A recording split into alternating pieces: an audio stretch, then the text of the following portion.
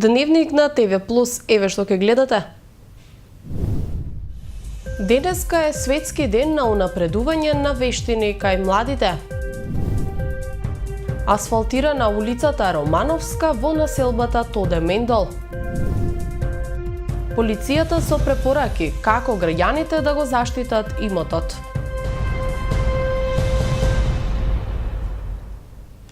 Петнаесети јули е светскиот ден за развој на вештини кај младите и е посветен на унапредување на вештините за пораст на вработувањата.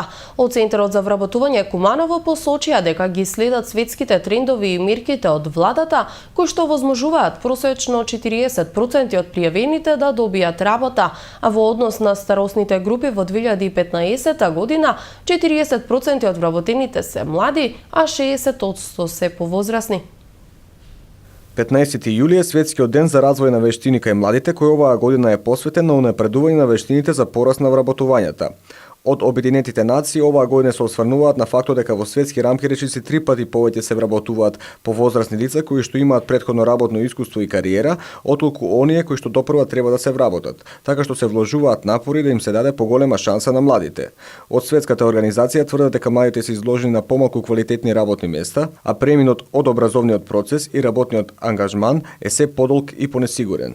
Исто така голем проблем во невработеноста според Обединетите нации е и ниските нивоа на знаење на младите во сооднос со современите потреби на пазарот на трудот. Од Центарот за вработување Куманово посочија дека преку владините мерки се следи фокусот за подобрување на вештините кај младите и нивно полесно доаѓање до работа. Поради тешкотиите со кои се соочуваат младите при транзиција од образовниот систем кон пазарот на трудот, тие спаѓаат во ранлива категорија на невработени лица и токму поради тоа во оперативниот план на владата неколку години назад веќе ставен акцент на невработените млади лица до 29 годишна возраст. Од Центарот за вработување Куманово посочи дека се прави анализа на пазар на труд и на невработени лица и 30% од секоја активна мерка им припаѓа на невработените лица до 29 годишна возраст. Од Центарот истакнаа дека постојат мотивациони обуки кои служат за запознавање со состојбата на пазарот на трудот, кои им помагаат на младите лица да се информираат за бараните позиции на истиот. Исто така има обуки за усовршување на вештини за барање на работа, комуникацијски вештини, заштита на работно место, право и обврски, мерки за кариера, советување, мерки за самовработување, субвенционирано вработување, со што се следат современите светски начини за помош на младите лица. Од Центарот го посочија практиканството како исклучително важна мерка. Оваа мерка е направена од владата, значи се работи за прво вработување или прво работно искуство, учење преку работа, во која лицето 3 месеци оди на пракса во одредена организација, во одредена фирма, таму се стекнува се вештини потребни за снаоѓање на работно место. И тука можам да кажам дека минатата година од 152 лица 40% се вработени во фирмите во кои одржувале пракса. Од Центарот посочија дека за лица до 29 години се спроведуваат обуки за основни вештини за вработување, како што се странски јазици и компјутерски вештини, како и обуки за напредни IT вештини на кои што младите од Куманово имаат одлични резултати. Младите лица од Куманово се покажаа како едни од најдобри, можам да кажам, затоа што минатата година 12 луѓе зема сертификати за напредните IT вештини. Оваа година така интересот е голем и повторно ти избиваат негде на првото место по резултатите, без разлика дали си информатичари или пред некое време имаше едно дете технолог, имал 900 поени, што значи дека нели младите лица ги повикувам да се јават на сите овие наши обуки. Просечно во секоја од мерките од сите пријавени, 40% успеваат да најдат работа, а во однос на балансот за старосните групи, исто така за 2015 година, 40% се млади до 29 години, а 60% повозрасни. Секторот за внатрешни работи Куманово ја започна акцијата Повлечи потек, заштити го својот имот од кражби. Од полицијата вела дека целта на оваа кампања е да се подигне свеста и интересот кај граѓаните за самозаштита и заштита на заедницата, да се подобри личната безбедност, како и градењето партнерства помеѓу граѓаните и полицијата при решавање на проблемите. СВР Куманово апелира до граѓаните да преземат поголеми мерки за безбедност и заштита на нивните домови и имотот за време на годишните одмори. Кумановската полиција ја започна акцијата "Повлечи потек, заштити го својот имот од кражби". Зачестените обивања во домовите и кражбите во летниот период, кога граѓаните се на одмор, се наведува во соопштението на СВР Куманово испратено до медиумите, е причина за спроведување на ваков проект во јули и август, чија цел е преку разновидни активности во соработка со граѓаните и полицијата да придонесат за заштита на имотот на граѓаните. Меѓу препораките кои ги наведува полицијата, а за кои треба да ги преземат граѓаните пред заминување на одмор и да ги затворат прозорците и вратите, да не дозволуваат влез на непознати лица во домовите, да пријават доколку забележат нешто сомнително на 192, да се развиваат добрососедски односи, стои во соопштението на СВР Куманово. Граѓаните треба да ги чуваат вредните предмети на сигурно место, да не се остава впечаток дека се отсутни од дома. Домовите треба добро да се осветлени и по можност да се инсталираат алармни уреди и безбедносни камери. Со цел да се спречат провалните кражби во домовите и поради поголема заштита се препорачува да не се објавува отсуството од дома на социјалните мрежи, се наведува во соопштението. Оваа превентивна кампања се реализира последниве години и освен за летните одмори се спроведува и за поголемите празници. Целта е да се подигне свеста кај самите граѓани за обезбедување услови за поголема безбедност, а се реализира преку давање совети, делење флаери преку советодавните групи и одржување на локалните совети за превенција. Од СВР Куманово вела дека целта на оваа кампања е да се подигне свеста и интересот кај граѓаните за самозаштита и заштита на заедницата, да се подобри личната безбедност, како и градењето партнерство помеѓу граѓаните и полицијата при решавање на проблемите. Во недостиг на официјален попис кој последниот пат е спроведен во 2002 година, Државниот завод за статистика објави публикација за проценка на населението во Република Македонија.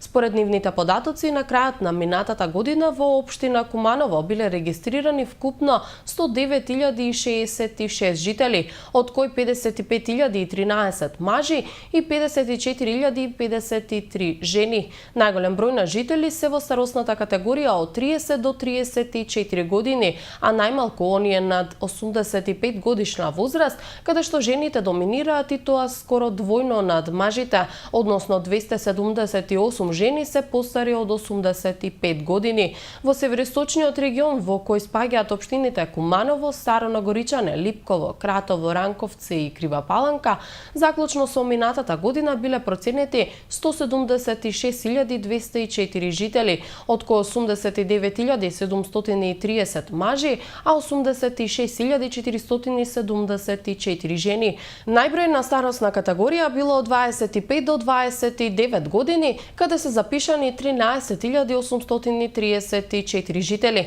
Вкупниот број на жители во целата држава се проценува на 2.070.226 лица.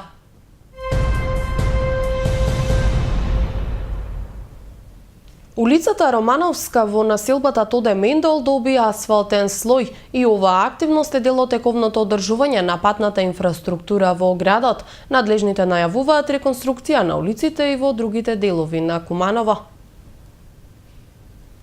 Градоначалникот на Куманово Зоран Дамјановски во придружба на советници денеска ја пушти во употреба реконструираната улица Романовска во населбата Тоде Мендол. Станува збор за 2000 метри квадратни асфалтна површина во вредност од 1.500.000 денари. И оваа активност е дел од развојната програма на локалната самоуправа за тековно одржување на комуналната инфраструктура во градот. Патот е завршен пред 21 дена, како што би завчера, потоа што поради рамазанските пости, бидејќи ова е мултиетничка средина, каде имаме предоминантно население од исламска вероисповест, одлучиме да тоа го завршиме после баремските празници. И во овој дел на градот ќе се завршат во скоро време, значи подготвена е Севдо Станковски, Перо Илиевски, она улица која заврши комуналната инфраструктура, значи приклучување на канализационата мрежа. Перо Стојменовски исто така е завршено, тоа е дел од тендерската постапка, канализациона, водоводна и патна инфраструктура, така да на некој начин 85 до 90% од проблемите комунални во овој дел на градот се решени, кои се децениски проблеми, најгусто населено место во градот каде имаме самата позиција, ние во тоа да го организираме по пат на тековно одржување, бидејќи овдека имаме неплански дел од градот и тука ги адаптираме можноста на улиците. Дамјановски најави дека наредната недела ќе започне решавање на проблемот со канализационата мрежа во делот од населбата во близина на автопатот Куманово-Скопје, а ќе се реконструира и оштетената патна инфраструктура. Од локалната самоуправа посочуваа дека реализацијата на развојната програма продолжува паралелно и во останатите делови од градот. Според програмата се планира реконструкција и изградба на околу 30.000 метри квадратни асфалтирани патишта низ приградските населби во Куманово. Во текот на изминатото деноноќие, припадниците на територијалната противпожарна единица Куманово бележат 3 интервенции, информираат од регионалниот центар за управување со кризи. Пожарникарите вчера интервенирале на запалена сува трева и стрниште на улицата Доне Божинов, поточно кај Спомен Костурница. На запалена сува трева интервенирале и во Долно Којнаре, а вчера вечер кумановските пожарникари гаснеле пожари во атарот на селото Ваксинце, поточно кај местноста викана Сува река. Таму интервенирале на запалено стрниште, сува трева и нискостеблеста шума. Причината за избувнување на пожарите, како и висината на материјалната штета, засега не се познати.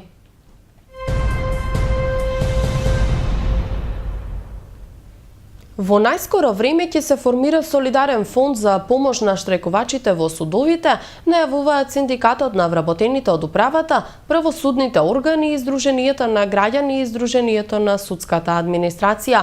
Во солидарниот фонд за штрајкувачите информираат че може да донираат сите добронамерни граѓани, организации, установи, невладини организации, издруженија на граѓани, синдикати и правни лица.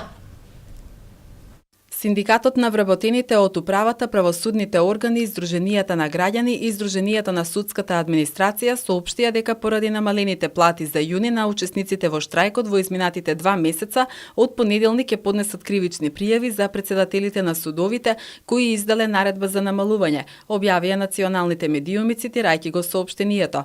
Во најскоро време информираат и штрајкувачите ќе поднесат поединечни граѓански тужби за надомест на разликата во исплатените плати, а за нив ќе биде формиран и солидарен фонд. Во солидарниот фонд за штрајкувачите информираат ќе може да донираат сите добронамерни граѓани, организации, установи, невладини организации, издруженија на граѓани, синдикати и правни лица. Во соопштението покрај другото се вели: особена финансиска поддршка се очекува да дадат оние кои го поддржаа штрајкот, адвокатската и нотарската комора на Република Македонија, а особено голема финансиска поддршка очекуваме од судиите и Издруженијето на судии. За таа цел на судиите во текот на идната недела ќе им бидат доставени уплатници со минимален износ на уплата од 100 евра во денарска противредност, со очекување дека председателите на судовите овој износ ќе го удвојат. Собраните средства ќе бидат рамномерно распоредени на сите штрајкувачи. Во соопштението од синдикатот на УПОС и Издруженијето на судската администрација е напишана и сметката на која што може да се донира. Штрајкот на вработените во судската администрација, кој почна на 18 мај годинава со барање за исплата на додатоци на плата во висина од 35%, исто како што тоа е предвидено кај судиите, јавните обвинители и службениците во јавните обвинителства, од денеска е во мирување до завршување на годишните одмори во судовите. Во тој период, според синдикатот на УПОС и ЗСА, во судовите се извршувале само нужни работи, помалку и дури во тек на штрајк. Доколку штрајкувачите се соочат со притисоци и закани од судската власт, најавија вчера синдикатот и Издруженијето, штрајкот ќе биде активиран и ќе продолжи со поголем интензитет од досегашниот. Во Центарот за култура вчера вечер беше промовирана втората збирка песни на Борис Митковски "Дрво кое шепоти". Збирката се состои од хаику песни, но промоторот Душко Крстевски, писател и литературен критичар, посочи дека изневерувањето на традиционалната форма и содржина на јапонската песна го прави оригинален и различен од другите автори. Во Центарот за култура вчера вечер се одржа промоција на збирката поезија на Борис Митковски "Дрво кое шепоти", објавена 2015 година. Вчерашната промоција е втора по првата, која што беше одржана во Скопје во Младинскиот културен центар минатата година. Митковски во своето творештво има 2 збирки поезија, објавени преку издавачката куќа Андолог. На македонската литературна сцена дебитира со првата збирка хаику песни "Патот", која што беше објавена во 2013 година. Во збирката "Дрво кое шепоти" авторот го задржува и надоградува стилот на пишување кој што го презентира презентираше пред читателската публика со првата збирка, а се состои од израз на православно-христијанската религија преку јапонската форма на песна хаику. Рецензент на збирката е познатиот писател и професор на филолошкиот факултет Венко Антоновски, кој што ја потенцираше оригиналноста да се представи суштината на православието преку форма на пишување која што припаѓа на една далечна култура. Зошто одбираме јапонска поезија или нели јапонска стил на пишување, значи кажав дека прв пат сум го видел тоа кај Свети Гаврил, новиот Светогорец, што тоа прво се запознае Македонија со него, али интересно е нели да напомнам дека во еден православен јапонско толкувачки, нели многу не прашуваат зошто знамето не наликува на јапонско знаме, нели? И само ќе кажам едно дека според Свети Климент, со Свети Кирил и Методи ги прашали што е Света Троица. И они им кажале без Света Троица многу тешко да се разбере и да се каже. Али сепак треба да знаете дека нели Света Троица се состои во три лица, вика како сонцето. Значи тоа е Отец, Син и Свети Дух. Значи имаме сонце кое што дава светлина и топлина. Еден од промоторите на книгата, Душко Крстевски, кој што е писател и литературен критичар, посочи за ризикот на пишување на хаику и тешкотијата да се пишува поезија во таа форма, а да не се оствари оригиналноста на авторот. Според Крстевски, изневерувањето на традиционалната хаику форма, но и содржина, внатре во песната го прави Митковски оригинален и различен од многу автори кои посегнуваат по изразување преку јапонската форма на пишување. Има значи македонски поети, особено во последно време, се повеќе и повеќе кои што го негуваат тој хаику жанр, но тие се трудат тоа да биде едно целосно имитирање, подражавање, да речам, на тој јапонски вид на хаику, каде што застапуваат еден елемент од природата, наведуваат едногодишно време скриено преку некој символ во песните, и мислам дека кај Борис има отстапка, затоа што тука, барем за мене за прв пат, е комбинирано и православното христијанство. Вториот промотор на книгата, Франсуа Жеси, наскоро докторант по православна теологија, истакна дека од голема важност за разбирање на творештвото на Митковски е неговото големо познавање на претходните врски на православието со јапонската култура. Сметам дека Борис поаѓа од јапонска култура за да направи мост измеѓу јапонската култура и православието, и тоа е сосема во апостолска традиција од време на првите христијани до последните мисионери, како што е Свети Јован Шангајски и Свети Никола од Јапонија. Во поезијата на Митковски покрај православната нота се забележуваат и елементи од другите култури поради неговото богато патувачко искуство.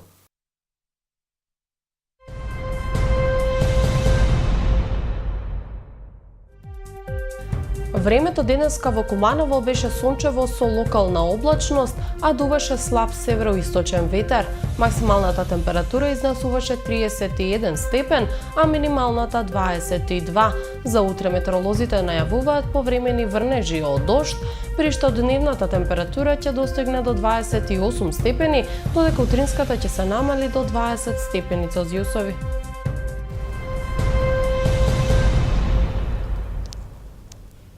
Ова беше последната информација во денешното издание на Дневникот. Ви благодарам за вниманието и ви посакувам пријатна вечер.